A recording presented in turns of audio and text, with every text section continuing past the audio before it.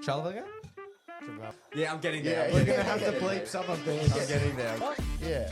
Oh, who cares? Man? How's it going, everyone? Today, welcome back to Nothing But Footy. Back in the studio.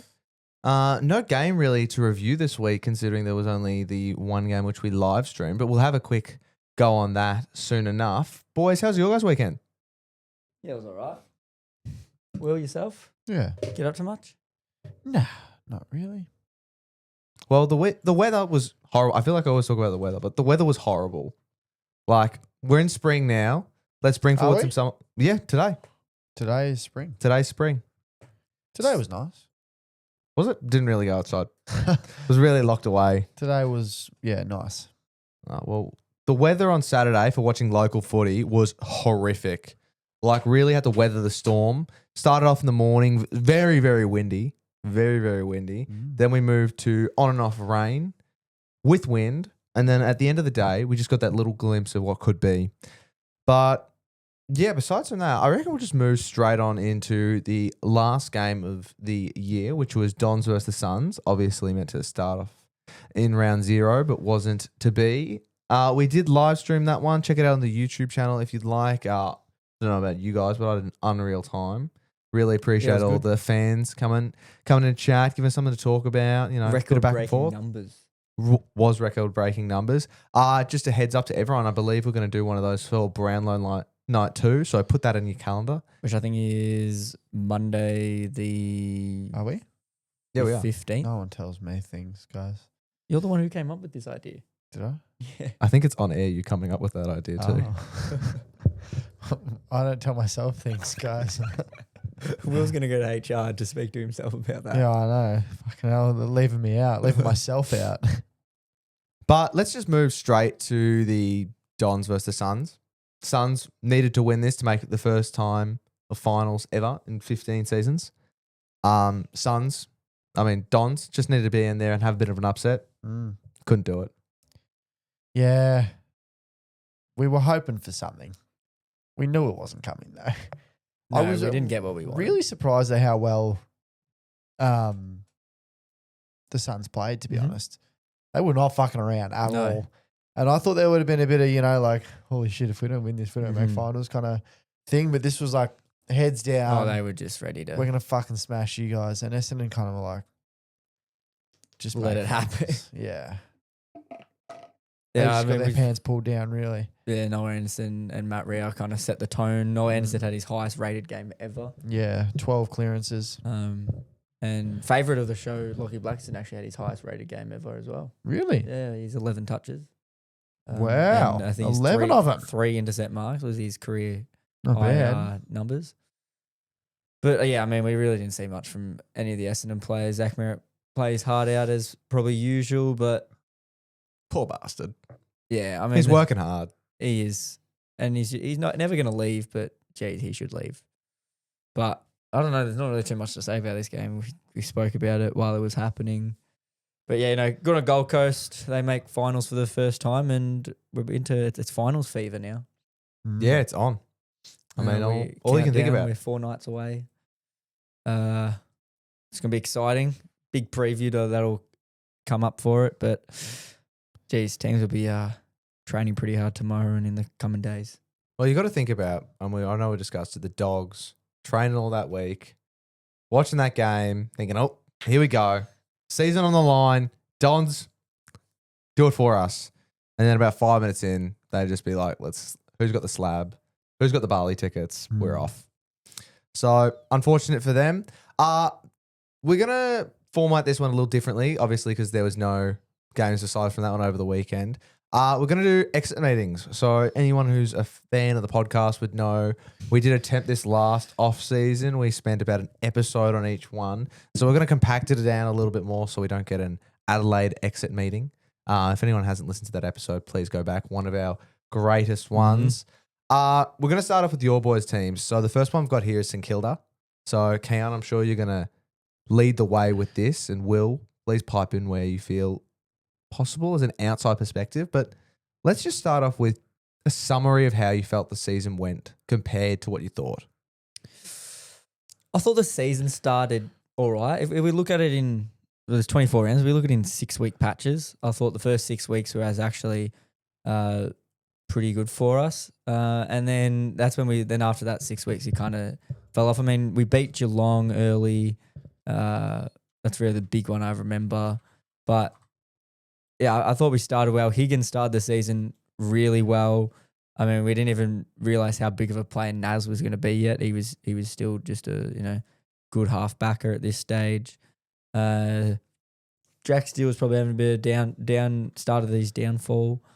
And then, that 6 weeks, then including that 12-week period, that was just horrible football. I reckon we won maybe 3 games in that period. Really struggled, and we were losing games, not like horribly, but just you could tell that teams were just outskilled. I remember that game against Gold Coast. I think they beat us by 5 goals, and you went, oh, that was just a better football team. Collingwood, they pulled away in the fourth quarter, better football team. So just some things I need to touch on. But I think that last 6-week period, I think we won 5 of our last 6 or 4 of our last 6, something like that. Finished the season off good. They weren't against great opponents, but we went up against GWS until the last 30 seconds where they kicked the sealer. So that was pretty good. And I mean, you finish the season off well. So hopefully we can start the next season good with some new names as well. Well, I'll just put it over to you. Same question as Keon. Kind of, where did you see them at the start of the year? What was your thoughts, and compared to how it actually went?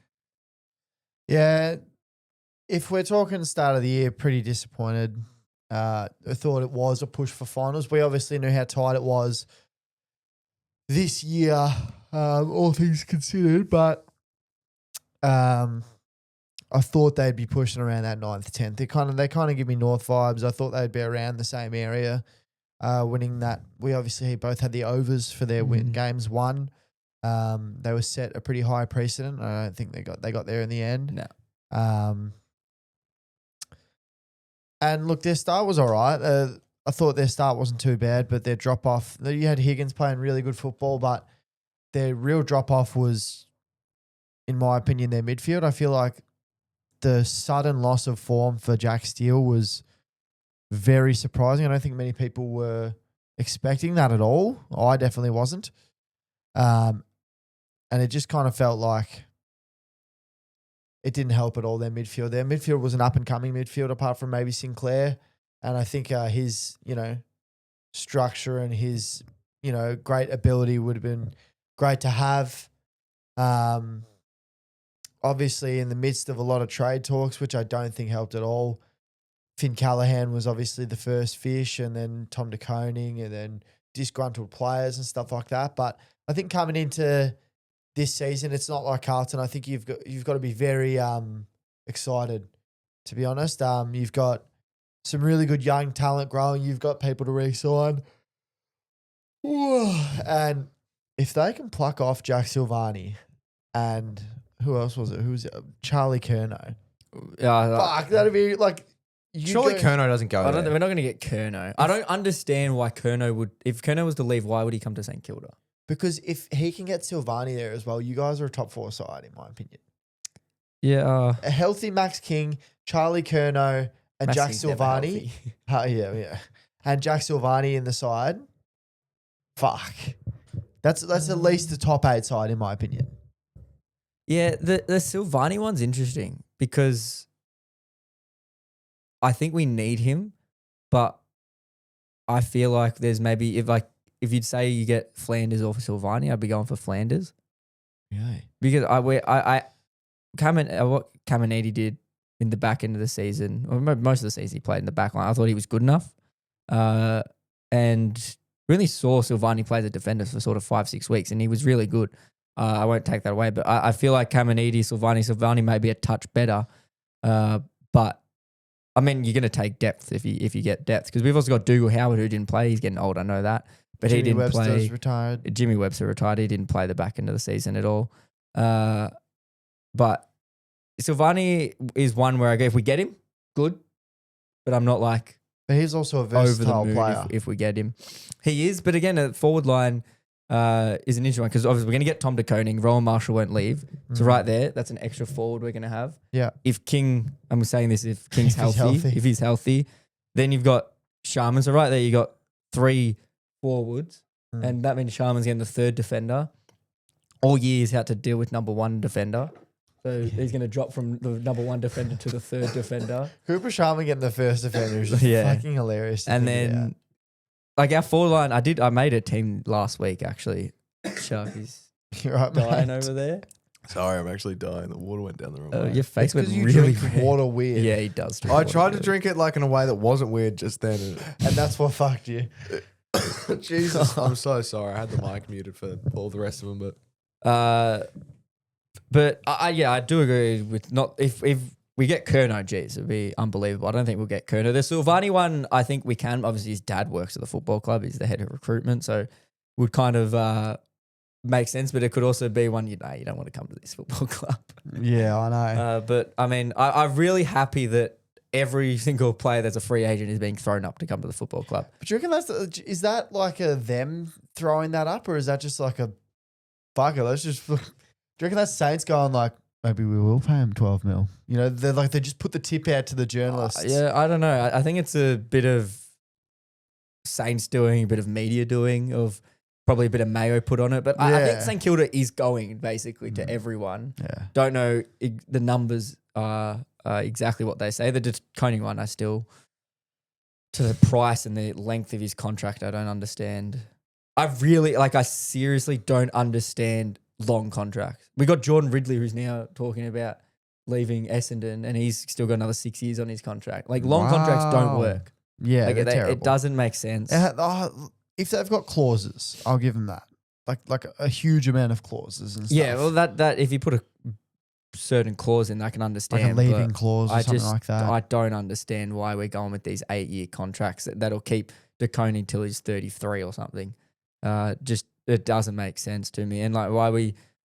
It's a tough one because we're putting faith in him early that he's going to be good enough. But then come in the back end, I know in that 7th and 8th year, let's say we are going to pay him 1.8 in 7 years. 1.8 may be like bare minimum. So then Yeah. we're like, okay, that makes sense. But it's that Yeah. early stage of having to back him for the money, Yeah. which But that's the I thing, just like- don't think I back it enough. Yeah, I agree with that. But then there's also the thing of like with players, you want stability and you want, a long time job. And if one team's going to give you a higher offer than the other, like by a lot, Oh, I understand it from a player's you'll- perspective. yeah, from a player's perspective, you'll always get it. But from a club's perspective, it is stupid to a degree. They need to add a clause where it's like a leaving clause. It's like you're fine to leave the club, but if you do, your contract is severed by half. Like it goes from 1.8 to No. 500K. Yeah. So we only have to pay you 500K for the rest of that. And then if they go, well, that's bullshit. Why would I sign that? It's like, okay, well, you're signing to stay here for 10 years. Why should it matter? Mm-hmm. Shouldn't matter if you're, Yeah, if you're stuck willing here. to sign Yeah, that if you're contract, willing to you're stay for locking 10 yourself years, in. for that money, then what the leaving clause shouldn't matter. Yeah. But for me, I'm done with I'm not gonna complain because at least we're finally doing something about Having being a crack shit. at it. Yeah. Like, now I can not walk in day one of round one and we lose the game and be like, oh well, we fucking lost because we played the exact same team. Yeah. We didn't, or even if let's say we don't even get any of these players, we tried. Yeah. And we signed Naz. We need to get that Winhager signed. We signed Philippou, who I'm really hoping Philippou can get a full preseason under his belt because he'll be good. Butler will be back. Hopefully Henry can get some form. We might get Liam Ryan. Like there's some good names coming through. And then there's also Aaliyah who's getting spoken about. Lecalier, yeah. So I mean, That'd be Silvani, like we're gonna get depth. I can tell you that. Yeah. I don't. The Aaliyah one I find interesting because I don't think he's a very good footballer. But Really? no, I don't. Since he's Don't come rate him? back from his injury, he was good when he was healthy. Then he yeah. got a concussion, and I don't know. I feel like he's not gone for those spoils or those intercept marks Yeah. as often as he was. You look at that Give Geelong him game time. last year, I think it was, where he took those intercept Game saving mark. Yeah, Yeah. and I just didn't. Everyone he played us, he took maybe 3 or 4 intercept marks, but they were just working his man under the footy. They weren't high flying, ones. But yeah, good season. I feel like I've spoken about St Kilda enough throughout the last couple of weeks. Now, Will, your boys, Tigs, very different year this year. You went from last year, you guys kind of degrading, people wanting out, stuff like that. And then this year, it was the regroup. It was the rebuild. I just kind of want to know what your thoughts are. Number one, on how this rebuild stage 1, year 1 done. How do you feel about it? Unreal. Well, I just have a question. We have anything about St Kilda in our calls? Like, no, where you were just then. Oh, yeah. So first one from St Kilda, I was going to go through them later. But if Max King can go top 5 in the Coleman, you'll make a prelim. So We didn't play They games. didn't even play games. And we didn't make the prelim. That so- still stands. We'll keep that going for I next still year. back that. I still back that if we can go top 5 in a comment, we can make prelim. To be fair, maybe I just got maybe it was You in got my the head. years mixed up. No, I got mixed up with the brother. Oh, the 'Cause wrong if brother. you 'cause they change it, made- if Ben King can make top 5 in Coleman, Suns will make a prelim. True. That maybe, but Yeah. I still back the King one. Yeah. Should we put a year onto it? Because if he doesn't play next year, let's say 2026. I just reckon just keep it there For because like we still got the next 10 date. That I years. said, until it okay. happens. All right. Yeah. We'll leave it. Until we make a prelim and he didn't make top 5, and then it's proven wrong. Okay. It's like up until the first time we make final. If he finishes, it's It's like 2031. But if like, he gets to his 13th season and he finally makes the top 5 in Coleman and just never has before, and then we make a prelim that year, I still stand correct. yeah, true. That's very true. Did we have any others? Oh, well, I was just going to go through them as we go, but no more for St Kilda. That's it for St Kilda. Well, Yeah. there is one, What but was- it doesn't stand currently at the moment. But Alex Tyree or Jacob Black, who will be better in 3 years. Just that one. Well, I've got information on that in the Tigers, the Tigers exit meeting. Yeah, so the Tigers, I was very happy with them. We should have our data up of their wins, their win total, like the over under that we took. Yeah, which was the line was, what was that The again? Lions. 2.5. 2.5 games we were sitting at, and we went over. Apart from Keon, he went for on us. We got the 5 wins, and geez, it was an unreal season from a Richmond's point of view. There were obviously some poor games, but in terms of how we went, I thought it was incredible. I don't think you'll ever find me as happy as after that round 1 game where we beat Carlton after being down 40 points. There were a couple if buts, but 5 wins in the end. Couple games that we definitely should have won. We lost to, what was it? We lost to North by 4 points. We lost to GWS by 3 points when we were up by 40 points. Saints. The Saints when we should have won, where Camden McIntosh. Essendon, did you beat Essendon or lose that? We beat was Essendon and lost Essendon. We lost on the dream time, but we beat them That was a close- later was in the that a close season. game? Yeah, 20 points. That one just kind of fell out of our hands. But there was also other games where, we only lost to Geelong by 40 points, only lost to Brisbane by the 28. Collingwood we only lost to by about 30 points. Melbourne, 20 points. So overall, really, really positive season. There was very rarely a time, apart from maybe a 3 week stretch, I'd say, where we got absolutely demolished. And I think that was Crows, Cats, and then Dogs. the Dogs before that. But I don't think, we didn't lose by 100. No, I think 89 or something, 80 something. Whatever It was- you lost to by By so the Saints. Or the Saints you beat. Saints were very close to our 82 you're by right, the exactly. Saints, Oh, Gold Coast beat by 84. 84. So 84 was our biggest loss. That game fucking sucked. But yeah, unreal season. How many debutants was it? Like 7 or Yeah, something that's a like that. We go in, no Smiley playing, which was our pick 3, was it? Pick 4? Yeah, something Something like that. The top 10 pick. So yeah, I'm fucking so keen. So very keen. Keon, outside perspective, looking in, a little less Oh, passion. You can't be disappointed in the season of the Tigers. I think everyone from a outsider's perspective would applaud them for what they've been able to do. I mean, when you come into a season and 90% of the AFL system is saying they're not going to win a game for the season. Then you finish and you come and win 5. You win the first game of the season, set the tone. I think it's unbelievable for them. And for me, if you look at it as a season as a whole, to win 5 games where they were, it kind of feels that they haven't even hit rock bottom yet, and they're back on the rise. So I think they've done really well and got a lot to build for. I also feel like I don't really recall watching a game and being, Richmond didn't control the game at any point. They always had a quarter in a game where they were either able to win it or go with the team. Even those games where the Bulldogs beat them or St Kilda, St Kilda still struggled early to try and get them. I'm pretty sure it came after half time is when St Kilda put the onslaught on. Yeah. But they were always giving it a go, and I think that was the thing. The only thing I'd say disappointed with that is in the close games, I feel like they could have tried to win the games a little bit more coming from the coach's box. But again, the coaches did so many things right this year that you can't blame them for that. Yeah. And they still get a good pick coming into next year. And like Will said, Smiley hasn't even played a game. And a lot of players are developing Waller well. only played half a season, you know. Same as Houghton. Taj. Yeah. A lot of good things coming. With those 2 reviews done, we move to the All-Australian review. So I got the team up here. Keon, do you want to go through that real quick? Yep. So starting from the back line, we've got Josh Battle, he's first All-Australian, Sam Taylor, Jordan Clark, Bailey Dale, Harris Andrews, Naziah Wangdean Millerer. Then on your wings, you've got Bailey Smith and Hugh McCluggage.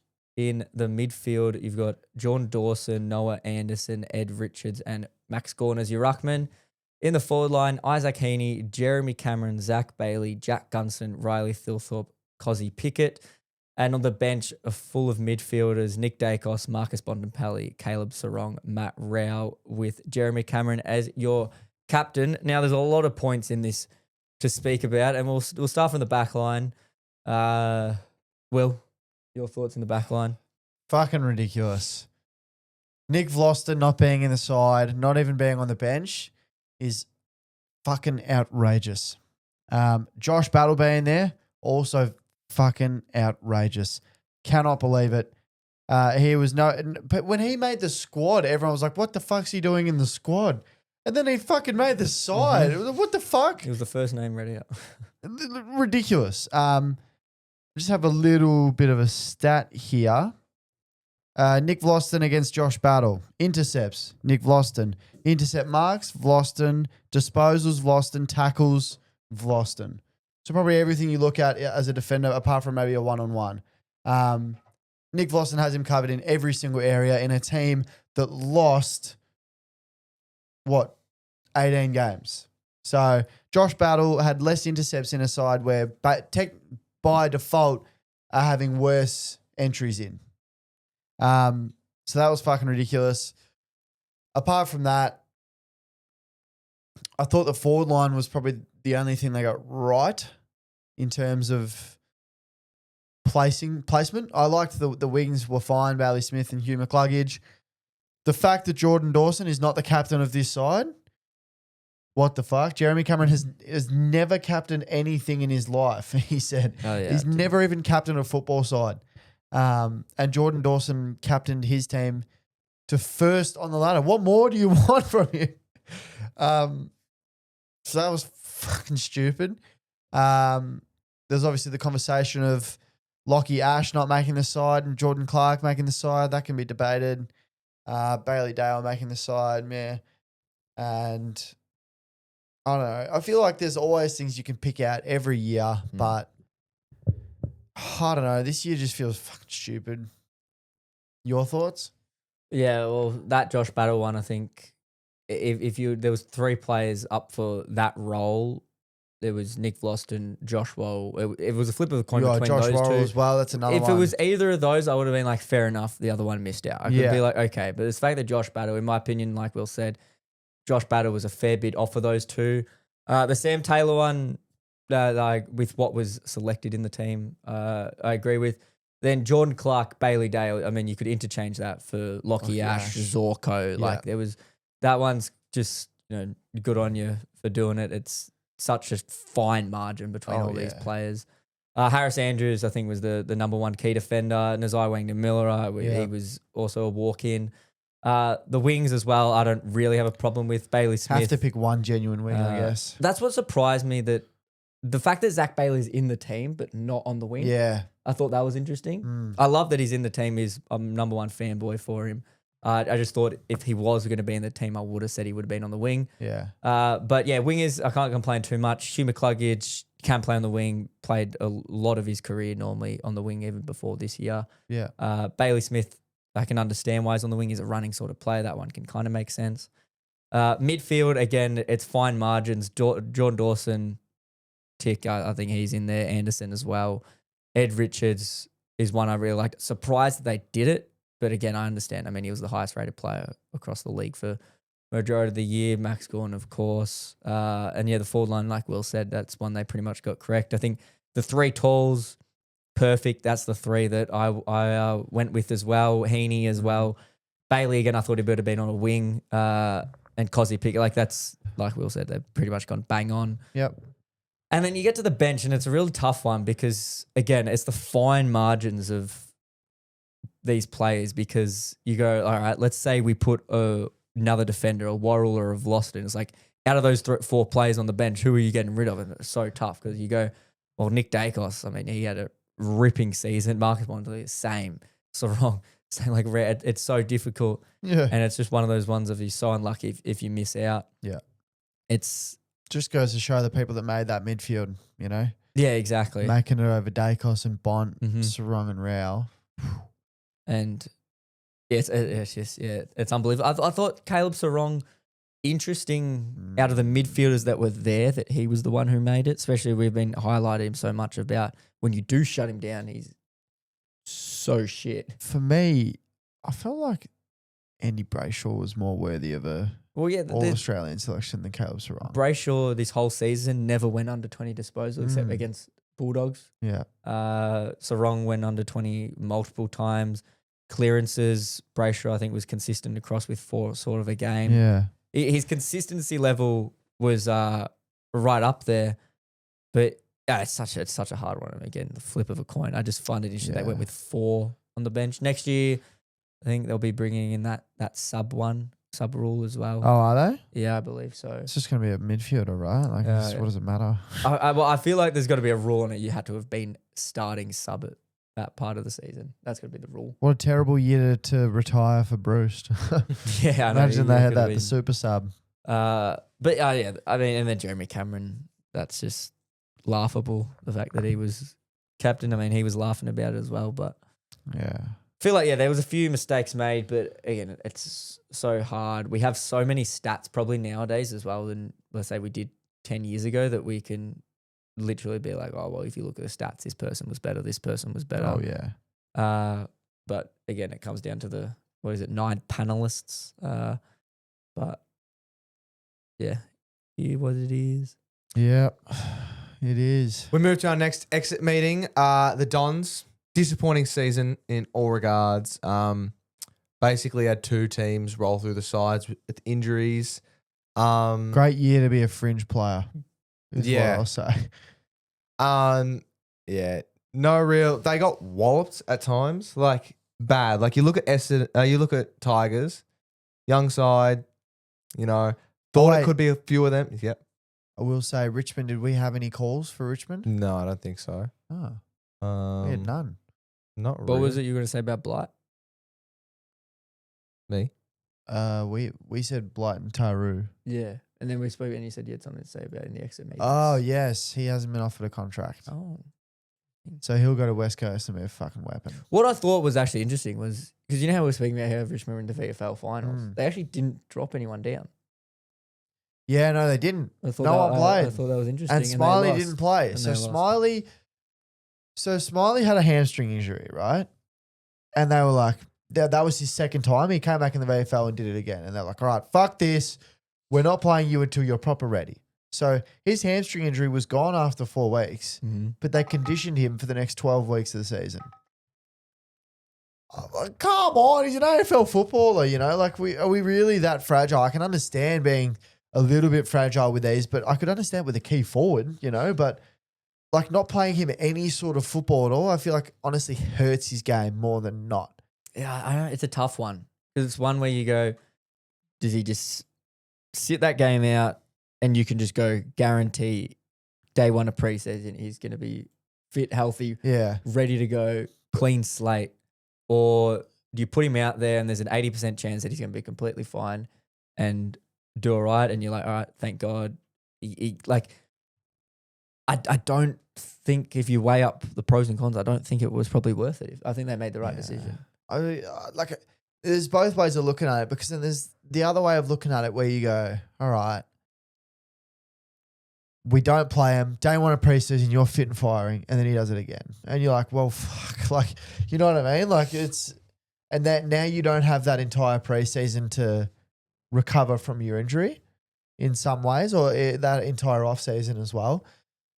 I feel like we're just being a little bit too pansy with it. You know, we picked up our risky player, which was Houghton. Let the kid play. I feel like experience is one of those things where you really need it. But obviously they made that decision, and fuck, you'd hope he's ready for preseason. Just absolutely ripping it. But yeah, Tigers obviously lost their VFL final just about against a really good side. The Lions, fucking unreal. Devin Robertson just tore it up, and Oscar McInerney was another one that ripped us to shreds. So the Bombers, they just got worse and worse for them throughout the year. They rolled around with the 44 players for the whole season, which is unbelievable. They broke records of most team to have most debutantes in a season from a non starting new franchise team, which is unbelievable. And then the interesting one was that they didn't break really many records for being the youngest team. I don't think at any point throughout the whole year that they were the youngest team for a round, which probably throws a bit of some worries up. And there were still some key players who were playing. And I know when you don't have a whole mesh of players, a whole of 18 players on a field who consistently play AFL footy, it's difficult. But there was still sort of, the 10, 11 of them.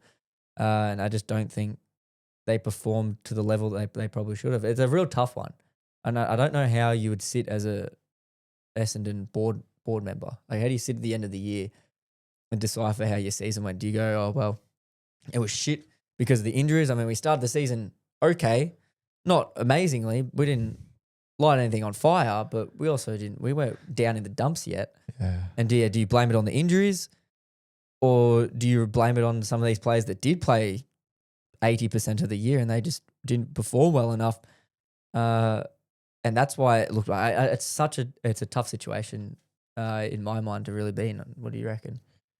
Yeah, I don't know. Another one on that was there was one player on their 44-man squad that didn't debut. Yeah. So only one player for Essendon this year has not played a game for Essendon. Stiff bloke. It was so unfortunate, really. Like, they couldn't just chuck him in for the last game of the year, really. I thought that was a bit stiff, just being that only bloke. Everyone was like, oh, it was your debut, mate. Yeah, you're copping it. Yeah. Surely that means he won the VFL Best and Fairest then. Well, yeah, you'd think so. That means he consistently played. The only AFL player there. There was actually a couple players that were there the whole year. There was a few that were there for, Oh, their delistings have been made. Well, that's then the other point to what sort of you were just saying was there was players, especially at the back end of the season, they got a couple players back or debuted for players who got omitted from the team. Yeah. And that's a bit like, I know Jade Gresham got omitted at times, Ben Hobbs, Menzie. Players that you go should be performing a lot better. Yeah. Yet they weren't able to. I mean, Jade Gresham, they tried him in the midfield, didn't work. He's been a bust. Could have told you that when they went and got him. But he didn't work. He got dropped, then brought back in. He was pretty electric when he got there, like when he first started. Was, but that's what he does. That is Jade Gresham. He starts off. He makes you think. And then you have that one game every 6 weeks and you go, oh, how good's this bloke? But you just don't get a consistency. Yeah.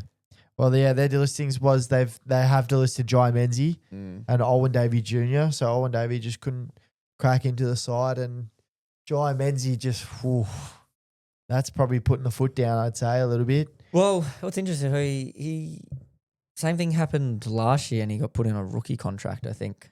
But now this year they've just turned around and said, "No, you're not coming back to the club." Yeah, just fuck off. So those two pretty big ones, all things considered, because a lot of them are very still injured. So you'd think if there were people to keep, you wouldn't be making any delistings, to be honest. But I think they found some good players. Like Oh, if yeah. you look at the roles that these two play, they're sort of the small forward winger roles.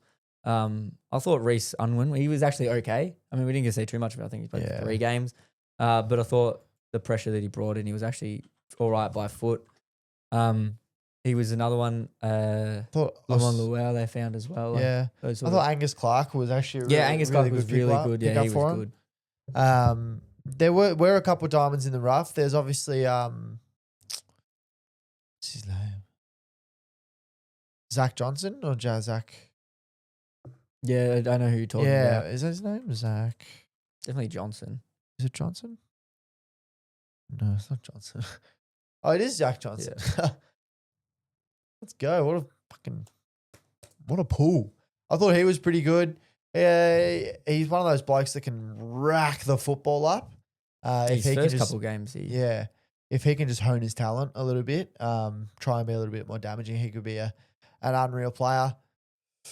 And Isaac Kako, another one, had to play a huge role for the Bombers, which is another reason why I think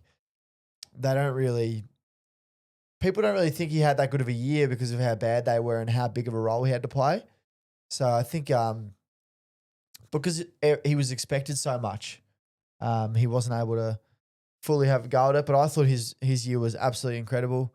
I thought he brought a great deal of pressure, a great usage in that top half of the forward 50, like entering in. And Caddy's another one that I thought was really good.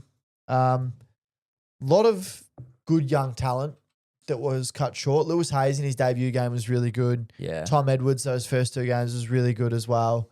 But apart from that, you just got to hope. I think it's come out that Sam Draper is officially wants out. He wants out to Brisbane or Adelaide. Ridley's another one. Probably Brisbane is the main target for Drapes, which is big. I think that's big.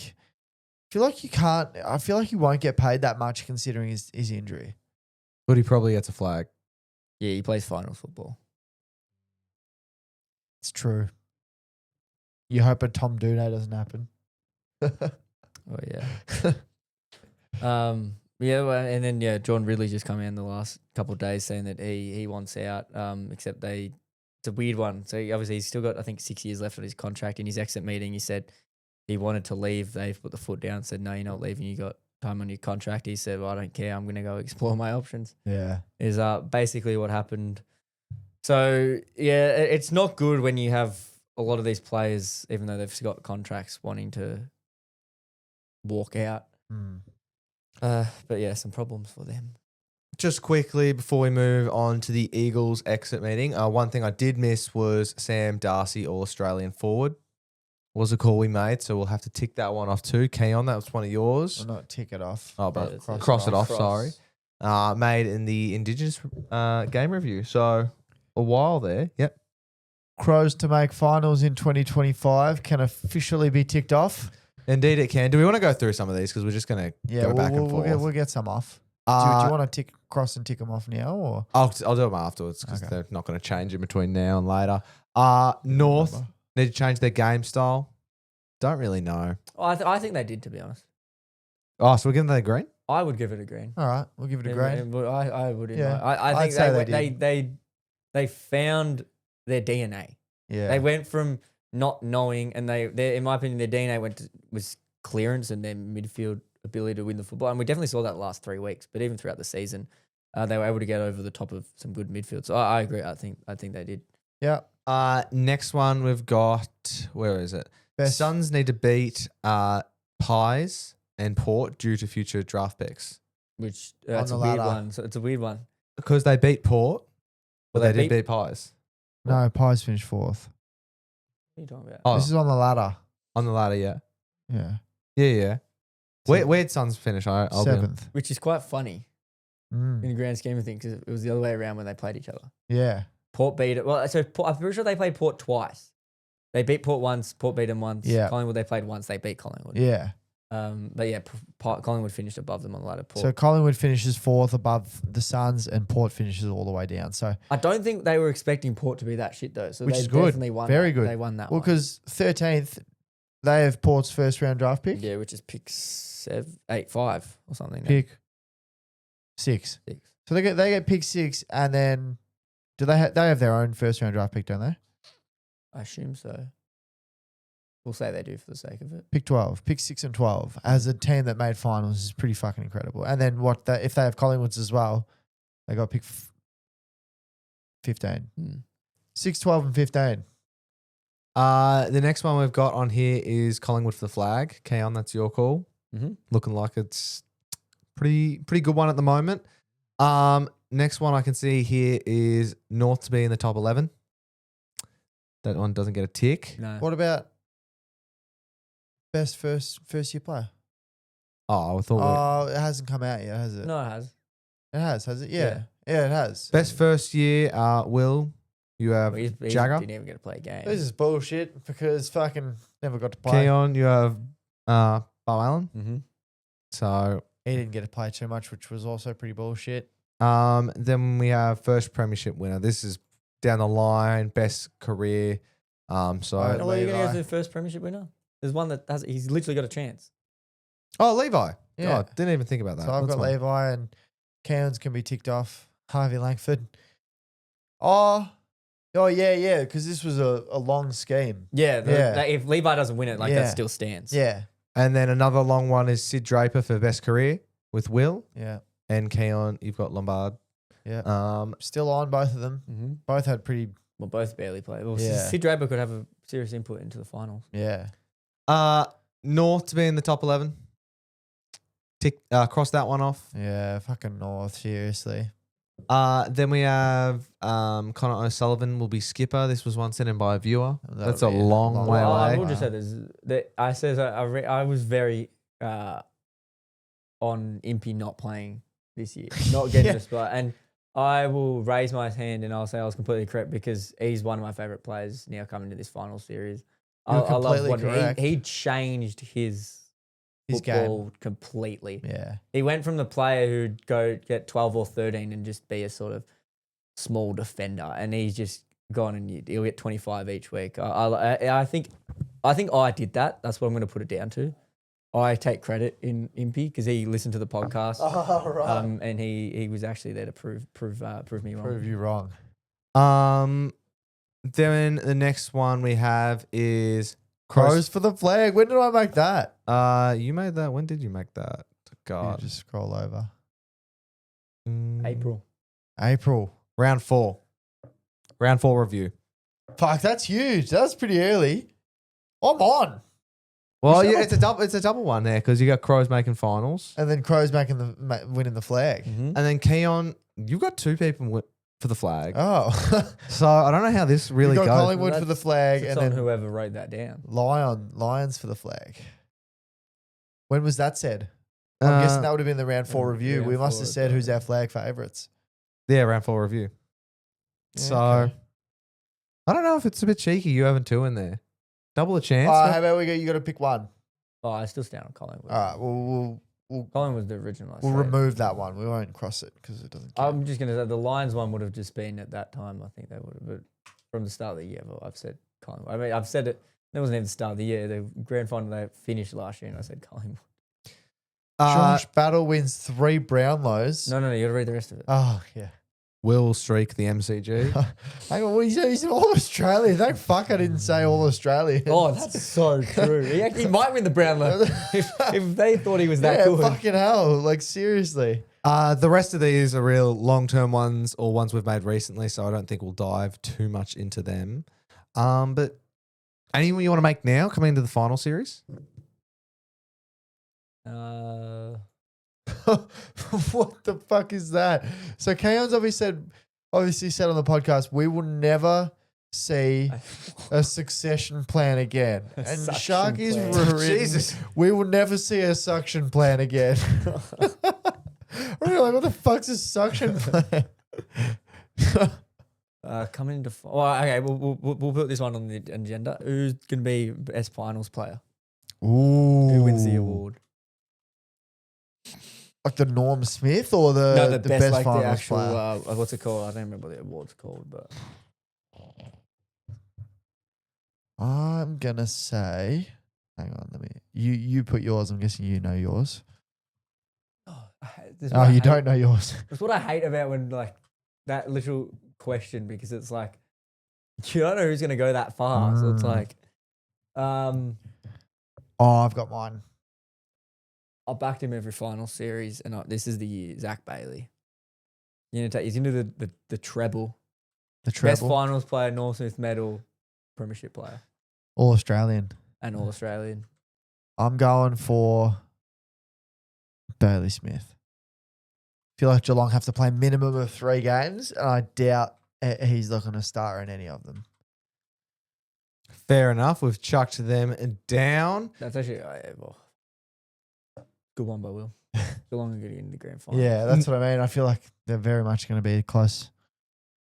It's either him or Holmes for me. I seriously think we've all underestimated what Geelong is going to do. oh, this yeah. year. They're going to win the premiership. They like, in my opinion, the way that I look at them, they're literally just going to walk through to the grand Yep. final.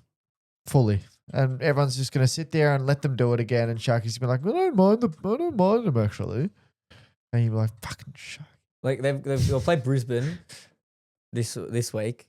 That'll be like a close game, but I think they'll just go over the line. Last year they just lost, but Dangerfield got injured, Holmes got injured. I think they'll get over the line. Yeah. And then they'll walk in, then they'll go to a prelim, and some bullshit team would have just made it or something like that. They'll play at the G. They'll be Yeah, like, like, Jezza will kick 6 in the prelim.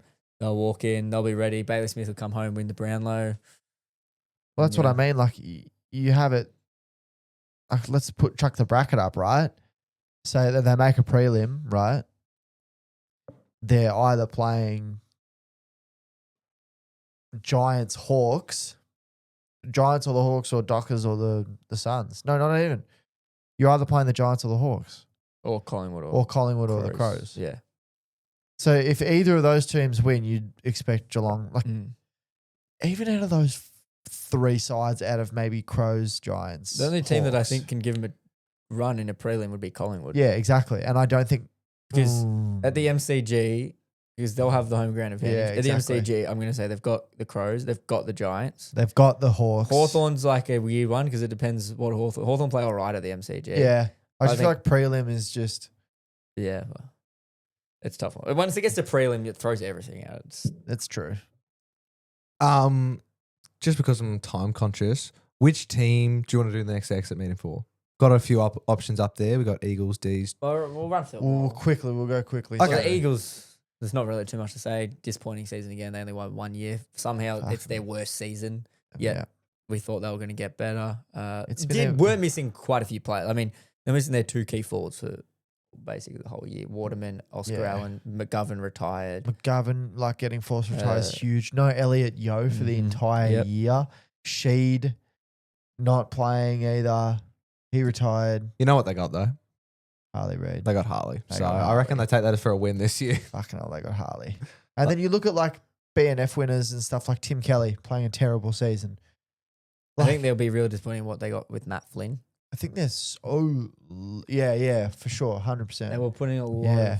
lot of money eggs on- in that basket. on Matt Flynn being good so Williams could play forward. Yeah. And Flynn ends up get dropped in Williams, which is great kudos to Williams on how good of a ruckman he is. But And even when Matt Flynn played as a ruckman, like for the he second was half of the year, shit.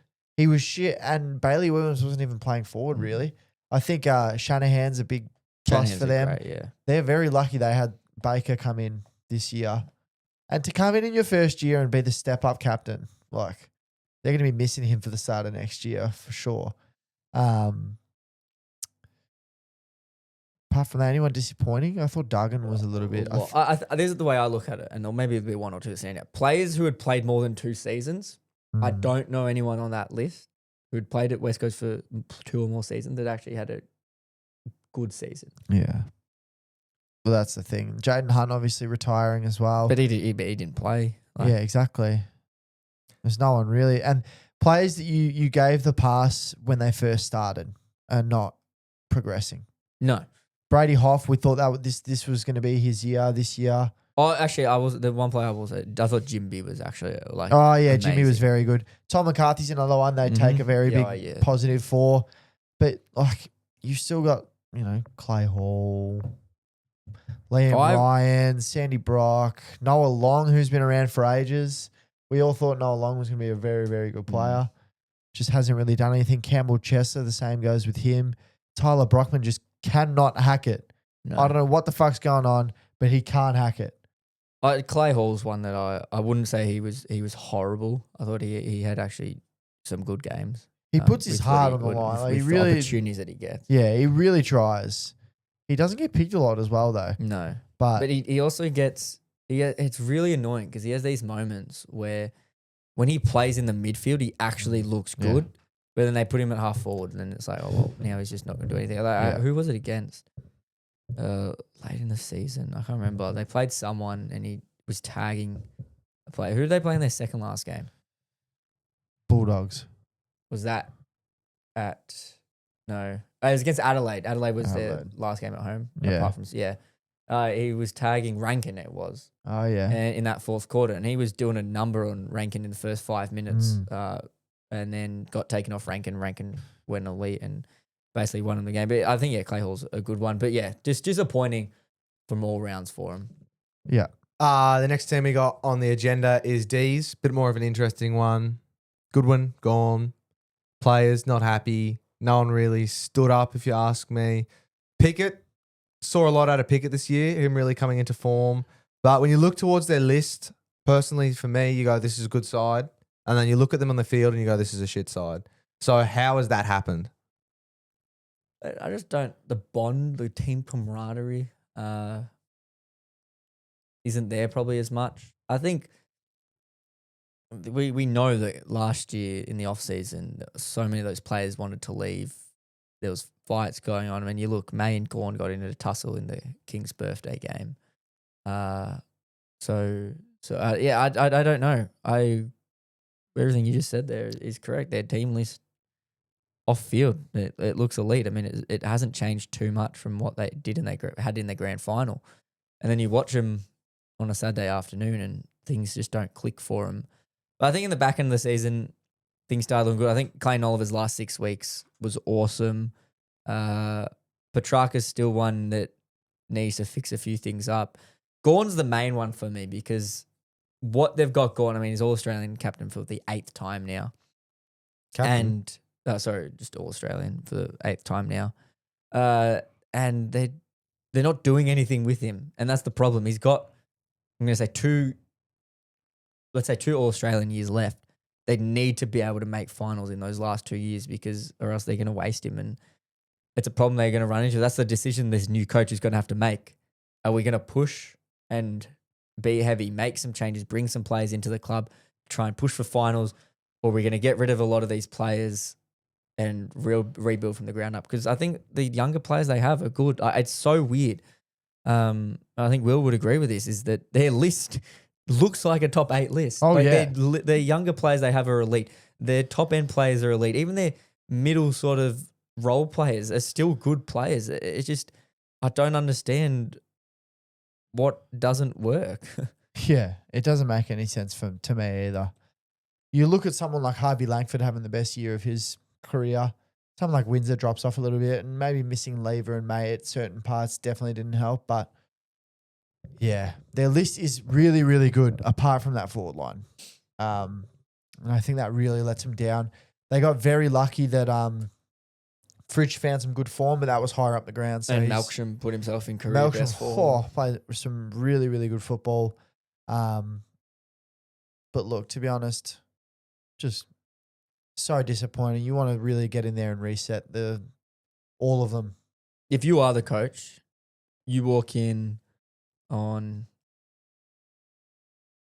after the grand final. Grand final finishes on the Saturday. So you walk in the Monday. Your first meeting with the board, with all the coaches. What's your game plan? Are you cleaning them out? Are you cleaning the lockers out?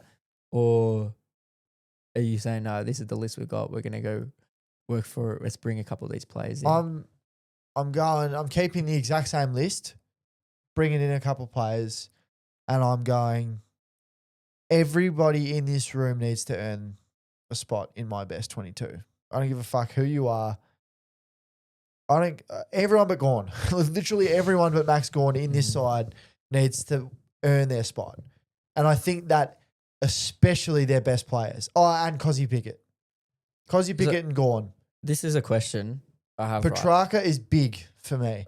But see, this is my thought with Petrarca, and I think you'll probably feel different. Is I reckon if you're the coach coming in, I would be willing to trade him to go and get a forward and maybe another midfielder to replenish. But I don't think they need that because we saw Windsor in the back end of the season before he got injured. He played a fair bit of midfield. We know Rivers can play midfield. He didn't play midfield this year.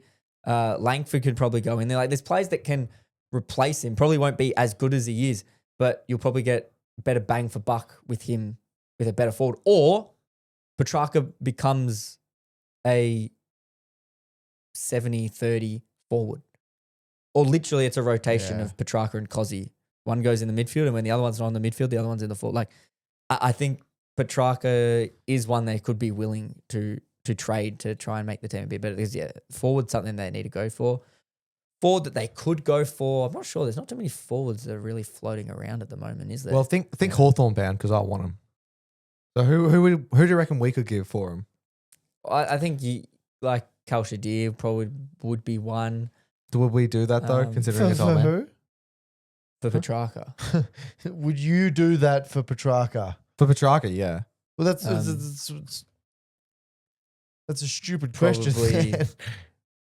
Probably, yeah, you'd probably throw. Yeah, I thought yours. Wait, so he said Petrarca for Cal Shadir, and you said, would we do that though? Well, I don't know because he's like his old man. Like I don't know if like we would put him up for grabs. Yeah, but no, you're not putting him up for grabs though. But you know what I mean. That's the one thing I find annoying about the AFL is that clubs can't just pick and choose. Just fucking trade people. So they should be allowed to. They should just be able to go fuck off. That's what I mean. Like as a club, you're an organisation. Harry Petty should be allowed to. Fuck off. Oh, they fucked up so bad by not doing. What was it? It was 2 first rounders or something, wasn't it? Yeah, 2 years ago. To Adelaide. Really. But I'm happy they didn't because Adelaide would be so much worse of a position now. Well, to be fair, what those turned into, haven't actually had a big play this year. It was Sid Draper. Yeah. And I'm not sure who the other one is. Maybe it was. But like Sid Draper hasn't barely played this year. Or was it actually no, it was Dan Kern. Sid Draper got drafted this year. It was Dan Kern actually. So technically he played. Maybe. Yeah, disappointing for the D's. But they're a team that can really bounce Jack back. Viney, Petrarca, Clayton Oliver, like Langdon, all of those boys fucking get on the running blocks and like earn your spot. Yeah. Because I don't give a shit how much money you're making, who you are. Same goes like Salem, Van Rooyen, all of these blokes. I think I'll give them a crack. And if they don't want to buy in, then that's where you clear out the list. You know what I mean? I think their backline is where you start as the new coach. Oh, yeah. Healthy Lever, May, Disco. Yeah. Salem found form in the back end of the season. Bowie's always consistent. Been very good. McVee coming back in as well. Depends what they want to do with Rivers. Like they've got good ball movements off the back line. So you start there. That's good. Obviously, you're always going to have Langdon on the wing. He just does the job for you. Same goes with Langford. Langford's on the other Lindsay wing as well if you want to bring him in. Exactly. Obviously, you got Gawn. Then the midfielders are there. It depends how they want to work that around. And it's just the forwards they got to work on. Yeah. Bit different. Not an exit meeting this time. We're going to talk about the Legends game. And personally for me, this was a great way to spend my, what was it, Thursday? My Thursday Arvo. Because there's no pressure when you're watching it. You're like, who really cares? Like, if I'm totally honest, I didn't really care if All Stars or Victoria won. Like, you're like, oh, go Victoria. But if All Stars kick a cracking goal, you're like, how good's that? And I feel like the way they built it up was really good. I really enjoyed how Channel 7 themselves took it way more casually. Like, they were kind of like rolling with the punches at the end. I was talking to someone about it. I don't know if it was one of you two. But like BT at the end in the rooms, just yelling out, trying to get them to do the presentation when the presentation was already done. Like, I didn't mind that. And the star of quality of players we had out there, like Cyril, Luke Hodge, the Prime Train, like it was a good mix of players and I really enjoyed it. What's your guys' take? Yeah, this was fucking awesome. I love this shit. Watching Cyril out there, it was just incredible. It was just some of the I greatest was shit. just reliving my childhood for me. Yeah. Every time I looked up, Cyril's got in his hand. And then for me, my biggest moment, and because I was with Will when we were watching, was Cyril kicked one to Nick Rewalt. And right there, I was like, that's it. That's my childhood. My Yeah. two favourite players just kicking it to each other. That was awesome. Yeah, obviously we had BT hating on anyone that wasn't an AFL yeah. footballer in there the entire time. Dan Gorringe with the flipping everyone off. And apparently he's been fined $7,500 by the AFL and he's not paying it. And a 12-game sanction.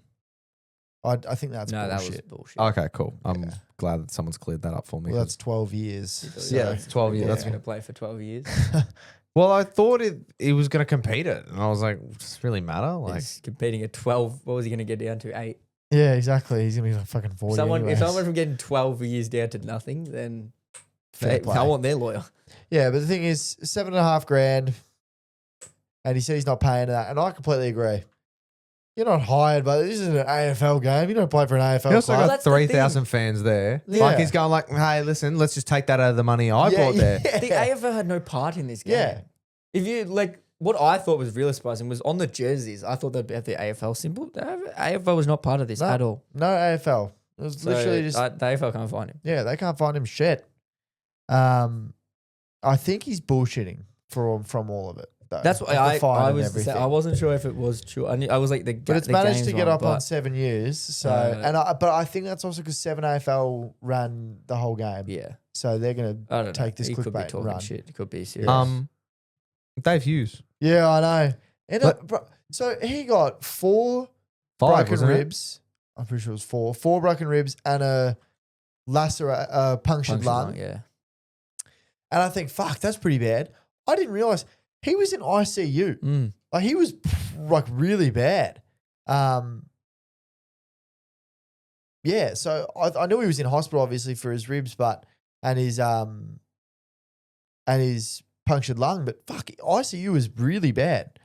Yeah. Well, he didn't play the last bit of the game. Yeah, we saw some absolute stars. Can I It just was say? unbelievable with what we saw. Can I just say quickly, Dave Hughes, he's vegan at the moment. He's on like he? a bit of a health. He's very like health conscious at the moment.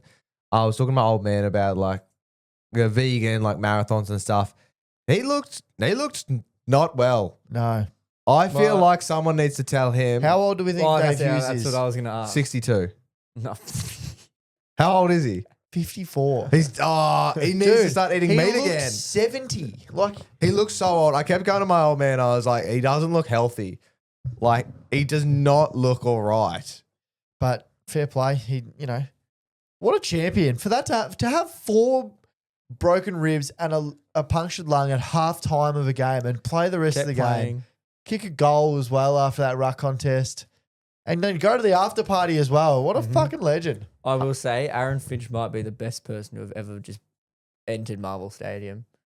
Bloke's just done at cricket, kicked a goal in that game as well. Like What about Adam Cooney's goal from like 65 out. And if Luke Hodges went through, Yeah, I know. send it to overtime. Like what about Hughes? Not Hughesy. Fev. I just love Fev out there. He was just like he was like, why not? no, he was pissing me off. Yeah, he Seriously? was pissing me off as well. Every time the ball didn't go to him, he cracked it. Yeah. If I saw him wave I his just liked hands, it. or if I saw him sitting in the square for a cheap goal, any more in that fourth quarter, I was about to. And then when Lose my shit. who was it? Someone got the pill, and then they took the mark over him, and then he goes like this, acting like it should have gone. It's like, was just. fuck off, Fev. You've kicked 5. Yeah. Like, let everyone else have a turn. He was really getting on my nerves. I was not a fan. But Much more you want to touch on before we move on? Thought Kate McCarthy was unreal as Yeah. well.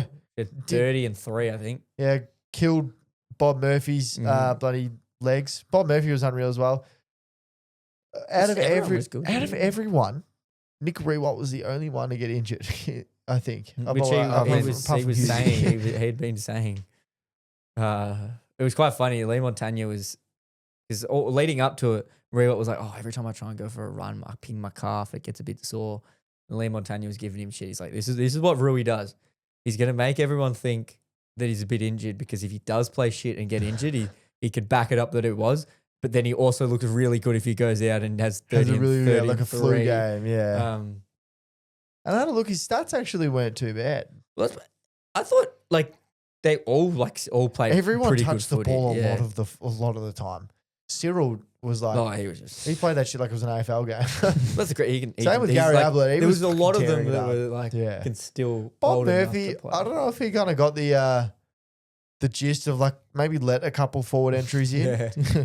Every single but I time the ball liked went it in that though. back line, he had the pill. But I liked Even it. if they kicked a goal, he still touched the pill at some point in that But I forward liked 50 that was entry. that was his job. You know what I mean? We saw Fev, right? Yeah. Fev's job was to kick goals when he played AFL, and Bob's was to be a defender. So he Yeah. was defending for his life. And again, I think it shows, and we hear it all the time, is that the only reason AFL players probably don't play a couple more years is because they don't want to do another preseason. And I think right there is the exact reason. We saw that. The skill's still there. It's just the athleticism and the endurance and all that they can't be bothered doing anymore. Next exit meeting we've got is the Dogs.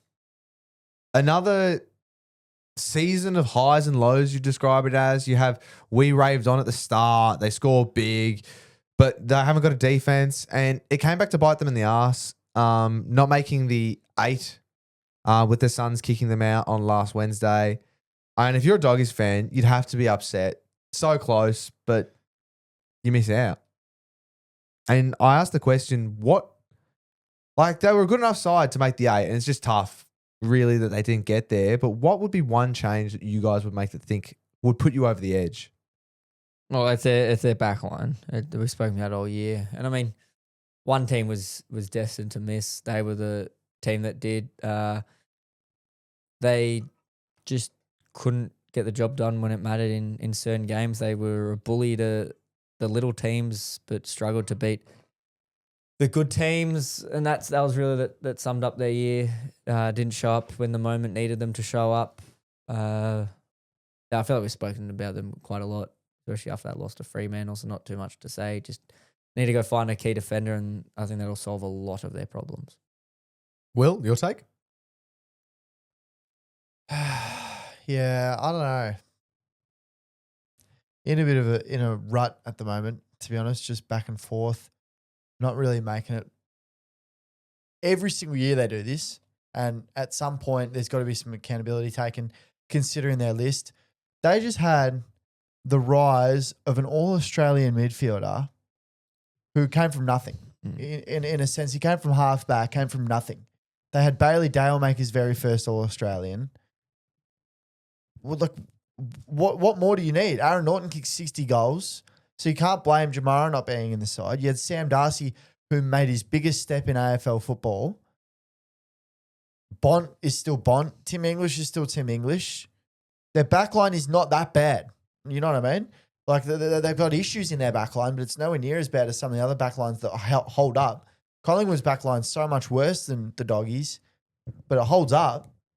Oh, I wouldn't. Actually, I'll take that back. I don't think it's that much worse than the Doggies, but there has to be, like, something has to fucking happen because it's pissing me off. Like, it's actually making me really, really angry. Their areas are just,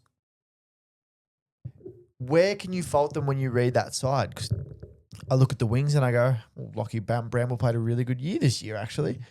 So it wasn't him. And I look at their half back. Oh, fuck. It's their game plan. It's their game plan. Their back line is too weak to be so attacking. Yeah. And that's the thing. You have Joe Hannison, who I don't think Joe Hannison has touched his man all year, like in terms of defense. Same with Bailey Dale. Like, it's just, they're gone. They're off. They're like, as soon as that ball's turned over, they're gone. And I feel bad for Roy Lobb because he's like the only fucking dude down there. And James O'Donnell, who can fucking do something. And I'll give them a little bit of a pass for their backline because I don't think they were expecting Liam Jones to pop out and be this bad. How many games did he play last year? 21 games he played last year. So you'd expect another full year of football, there's no reason for him to not be playing this form considering he did it the year before. I think that just shows that the older you get, the harder it gets to keep up at that high level. But I can see Rory Lobb finishing top 12 in their BNF, you know, like that first half of the year, he was really, really good. So I think that's the problem though, that he's only finishing top 12 in their BNF. yeah, You've got to have a key defender. Oh, yeah, interceptor in that top- who can be like good. And but I also think that the reason I only say top 12 is because they're that stacked everywhere else. that is also true. But that's what I mean. They again, like Melbourne, they can look to get rid of a midfielder to try and bring in a defender. Yeah, you've got the fucking, you can get rid of a couple of them. Stop drafting them as well. You don't need Riley Sanders. Let him go to Tassie. Great idea, actually. With that one, kind of, we've touched on it a fair bit, considering that they've been. Well, I'll say, Keon, Bevo, they've obviously re-signed him. What are your thoughts? No, I think he's Back him in? Yeah, I back him in. He's not like horrible. Again, it's the game plan, and the thing is, it's always on the head coach because that's like the frontier, but it's a group of coaches at the same time. So you can't entirely put the blame on him, but it's also whoever their list manager is and deals with their trades. They're probably the biggest player in the next sort of 6 months for this football club. They've got to try and find Draft a key really defender. well. Not even the draft point. I don't think they don't need to go and look for anything in the draft, in my opinion. They can go and trade away every single one of their picks. They've got enough youth that will supply them for a few years.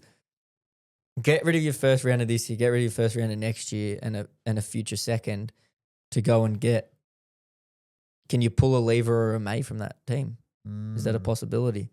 Something like that. Because, maybe you got to go for a Silvani or so. Like, probably not. They need something better than a Silvani. They but need something a lot better than Silvani. On to Carlton, another team last year in the front runner making finals. Everyone excited for what was going to happen, and in reality, it was just an absolute horror show. You look through the year, how many games did they win? Who? Carlton. Oh, wait. Did we miss any? No, we didn't miss any take to the banks for any of those teams, did we? No. I believe so. Yeah, okay. Winning a handful of games. You have stars. 9 games. You have stars like Patrick Cripps out there that this year you feel just didn't really show up to the plate. The highest ever Brownlow player, and didn't really show up. There was all this talk about De Koning the whole year. And it just felt like there was a big drop in culture. You look at De Koning leaving, Silvani leaving, Kerno wanting out. Who's some other players? It was They're sort of the main That's ones. it. they're the main ones really, but a lack of culture. It feels like there was a lack of belief Yeah. coming after Voss. Like no one really wanted to put their hand up and take responsibility, if you ask me. That's just the football club it is, though. Whenever Yeah. things get rough for them, it's this person's fault, it's this person's fault. They can never work it out as a group. Well, this is where I posed the Am question I- to you guys. Would you agree with that? Yeah. Also, their CEO had that whole scandal. Well, yeah, that didn't start them very well. But this is where I pose the question to you guys. As before, where you've said to Will, you're coming in first day coach, you're Vossi, you're sitting there, you're talking to the board, you got a blank canvas, got a marker, and they go, "What's the game plan, Voss?" What's the first thing that you're putting up there? I think the good thing that you can see is that Voss is completely he's fucked off all of his coaches. So he's getting a full clean slate with his coaches. It's just Voss and a full new team, which you love to see. And you definitely would think that was a conversation that was had with the board. Was like, if you want to stay here, fucking you have to do something to prove that you're valuable. So you're saying that their point of difference this year is that new coaching staff. Yeah, they like, and that's a big thing. You know, Yeah. a big thing where those coaches can learn off the players can learn off them. Jagger Smith being back's another big thing. And I think the main thing that you want to build in this Carlton team is belief, in my opinion. I think if you can build effort and belief in these boys, then they'll be right. Keon, same question to you. I mean, they kind of started their next season in the last 2 weeks of the year, and they looked good. I mean, they got their new game plan where it's a bit faster ball movement. Things looked good. Walsh was back. Obviously, Jagger will come back, and in my opinion, the way that he's spoken about it, the Carlton Football Club, he's already a Hall of Famer there, and he hasn't even played a game because they're relying on him so much for next year. So I hope he can prove the goods, and I'm sure he will. But if they can hold on to Curnow, I don't see why they can't perform against those top 9 teams again, like Melbourne.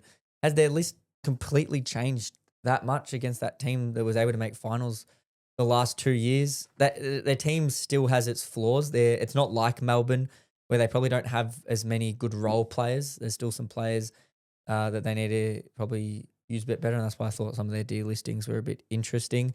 They definitely found some players late in the season. I mean, Frankie Evans, I'm not sure how consistent he will be, but he showed that he was okay in the back end of the season. That was my mouth. God, it was just sounded horrible.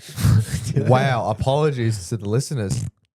Oh, it was so much worse than that. It Wow. was literally it was actually quieter than that. It wasn't that loud. That's when he looked. It was it was just very wet. Oh, How bad it did just that caught me sound? off guard. Maybe it caught me off guard. We don't need to keep doing it. It's But 'cause Is he that the same farted. noise? it's the same noise, yeah. Yeah. That noise, is it still the same loudness? No, not really. But maybe it caught me off guard. Right. But it sounded like for me, I was taken back. I thought someone just dropped their mic. Sorry, continue, Cam. I didn't mean to rudely Drop their interrupt. gut. That was pretty much it. I think they'll work on it better. Yeah, new coach is going to be good. Yeah, obviously they're delistings. Chincotta. I thought this was a really interesting one. Chincotta, Fantasia, and Lemmy. Chincotta, I thought was a little bit stiff. They used him as a tagger. I thought he was actually pretty good.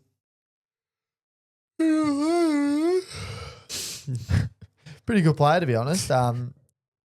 But obviously, I'm not there for him. Oh, I think any football club that sweeps him up will be pretty happy. They've The other obviously two, I'm like, yeah. they've told Elijah Hollands as well to Explore other options. explore other options. So this could be a Matt Kennedy situation. Yeah. Yeah, what's really interesting because we saw what he did last year and he was really good. They dealt with his whole drug scandal when he came to the football club. And now he's got field issues again. Yeah, and I thought what we talked about how good Cripps' season was and what he was able to help Cripps do last year.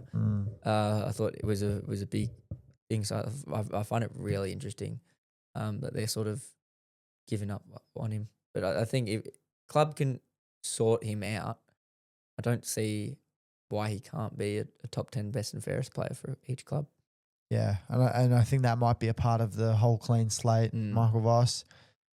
And I don't mind it. If you've got someone that's not doing not following the values and having issues like that, and obviously all this stuff coming out in the news and whatnot, time to kick him off, I guess. You just hope it's not a Matt Kennedy situation. You hope he can get back to good form. He'll obviously have another year to prove himself, and he's definitely in their best 22, that's for sure. The next club I want to talk about is Swans. New coach this year. Grand final last year. And it is like day and night looking at their seasons. You have a team that was up there looking to get the cup, down to a team that couldn't even make finals, was locked in at 10th a couple weeks ago. I posed the question to you guys, what happened to Errol cause this? Goulden and Callum Mills didn't play for the first half of the year. I mean, if you look at their last 10 games of the year, they were as good as any of those teams that made finals. It just shows how important those two players are, especially Errol. I mean, if you pull up their last 10 games of the year, how many did they win? Because I bet you they probably would have won 7 or 8 of them. And it hurt without having those two players. That's literally where their season went wrong, and it was unlucky for Cox. But I think they've a few players they found. I mean, again, there's also the whole year, basically they had no Amadi, they had no McDonald. Yet in the back end of the season, they were still able to win some. So it's a difficult one for them, but you live and you learn, and they'll be back stronger next year. Hopefully, with all 4 of those players fully healthy to play every game. Will, Yeah, probably the same. I think obviously Errol and Mills are a big issue for them, but for me, the biggest one was mostly Noah Marty and no Logan McDonald.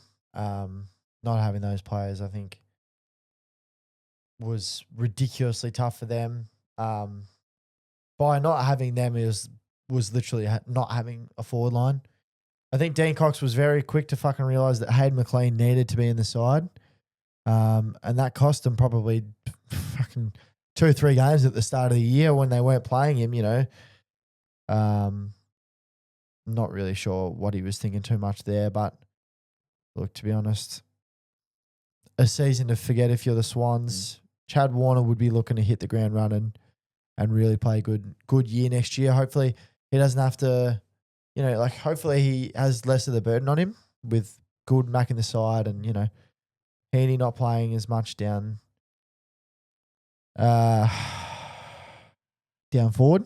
So, yeah, I don't know.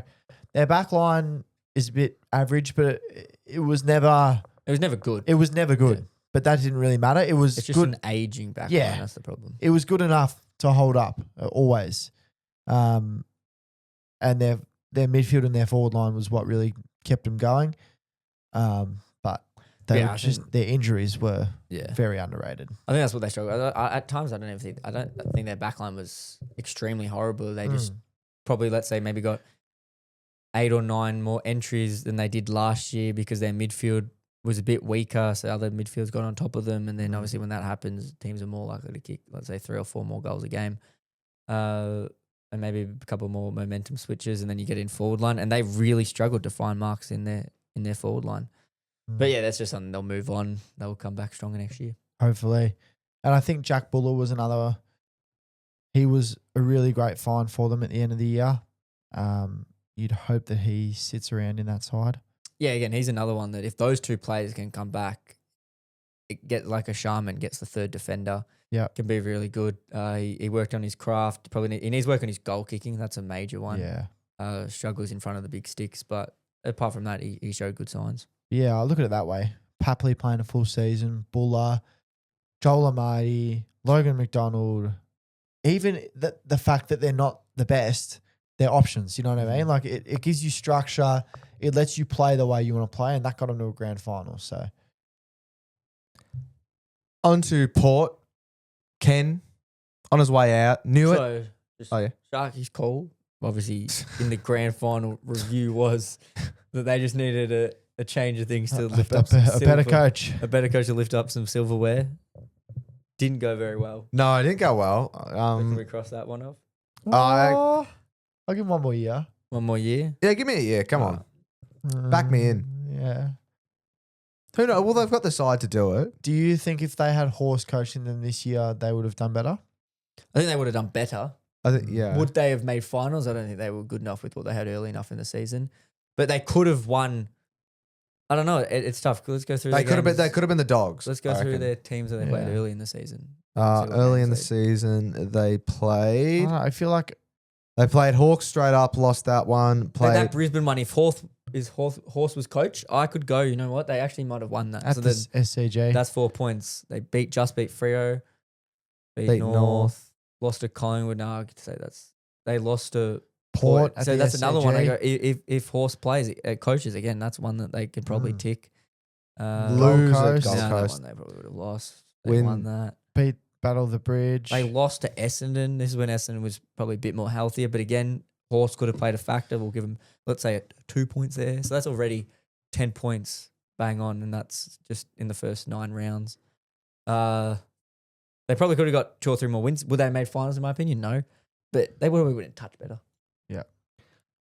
But you're going to get that with a new coach. A new That's coach. something you've got to admit that you're going to probably lose 2 more games than you probably would. As I was saying, Port, Ken on his way out. A team last year that made finals again. What made a They prelim, just didn't made they? finals. They finished second. Did they? Yeah, they did. Yeah, they They did. finished second. And Made a prelim. you look at the season this year and you go, wow. They were not a competitive side at all this year. You looked at them and most of the time you went, that's a free 4 points. If you're a good top 8 side, they weren't really competing. And I don't really know. This is another thing. Unless it was Hawks versus Port. Yeah, well, shut up. That was horrible. God. Well, look who's in finals now. So, Yeah, it's true. You got Let's- the last laugh, I guess. yeah, Ken's on his way out. So, well, apparently we want him so we can get Connor Rosie too.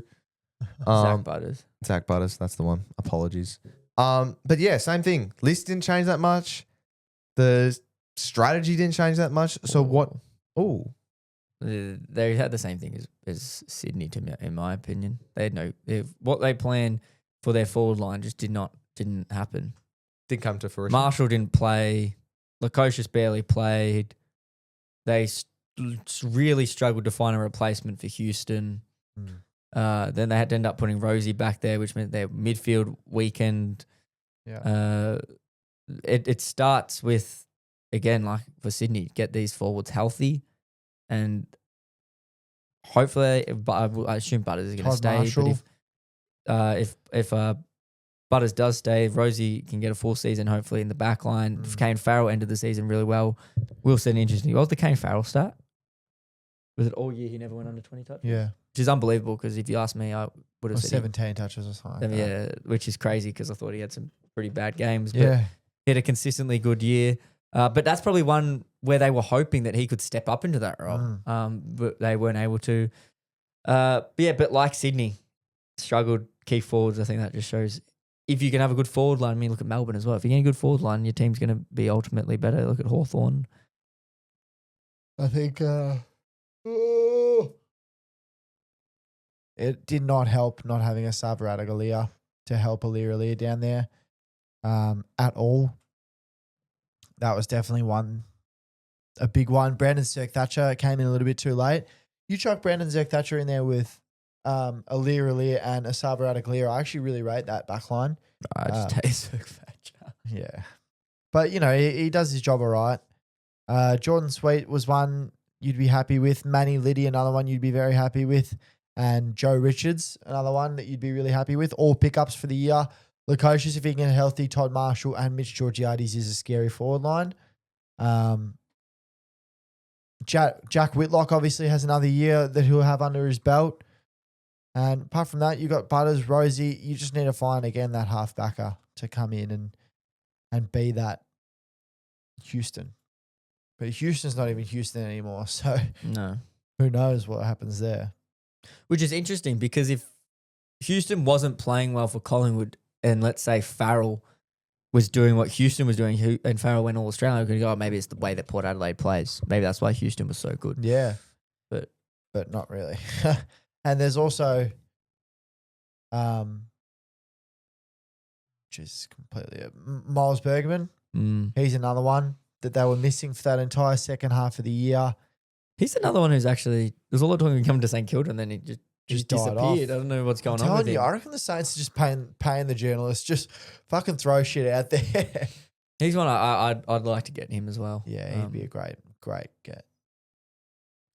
Last team for the exit meetings that we've got so far is North. And this is one that we were ready to see play, compete. They were in there. We had them, I think one of you guys had them in your finals. Who? No, I think we didn't have him in there. Finals, top 10? Who? Definitely. Well, I- you said top Ooh, 11. Do we have Yeah. it? Yeah, we have it. We'll pull it up. But no development, if you ask me. Ladder predictions. Yeah, I had them 7th. What? Power, right? No, we're talking about North. I'm talking about North now. No, we just said they'd rise, but. Where did you? had Will, you had 14th and I had 14th, 16th. 16th. Oh. Not Did that I far. had him bang on. But then you had them in 11th. Yeah, but when was that though? It's fine. Keon's got a lot of ones where he just goes back on himself.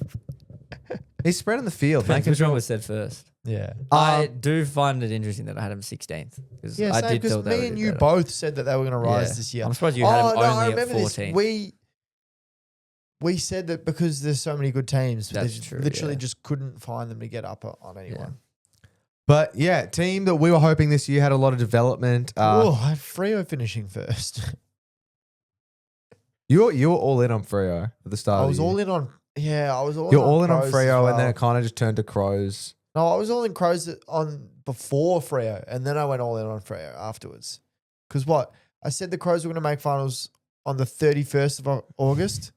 Yeah. Yesterday. Can we say the date that I had that take to the bank? Because I'm pretty sure it was like literally this time last year. No, it wouldn't have been. Yeah, Yeah, would it have can't have been this the time last trades year. would have happened. It was. Oh my god. No. Yeah. Yeah. No. Yeah. Is that what? The 10th of Oh, it August. is. So I said that Is that half a month ago. Jesus? I said that. So you made that call as their season Yes, ended. as their season ended.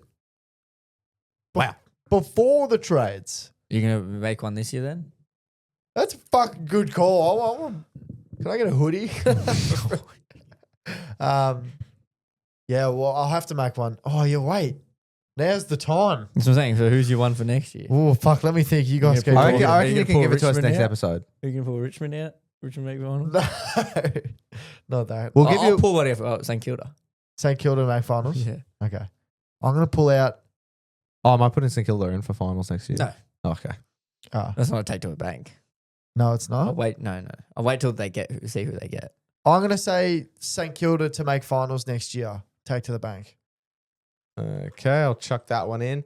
While I do that, do you guys want to discuss You'll be North heavily season? Disappointed. Yeah, I know. I'll feel how you feel. North season? Just want to touch on it quickly. Oh, I don't want to Boring talk about fucking it. shit. Yeah, I don't want to talk about their season.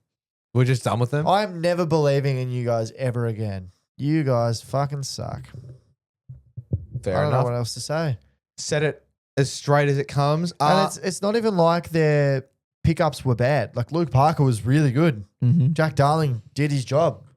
Sheasel, also really good. Zeri should have been all Australian ruck.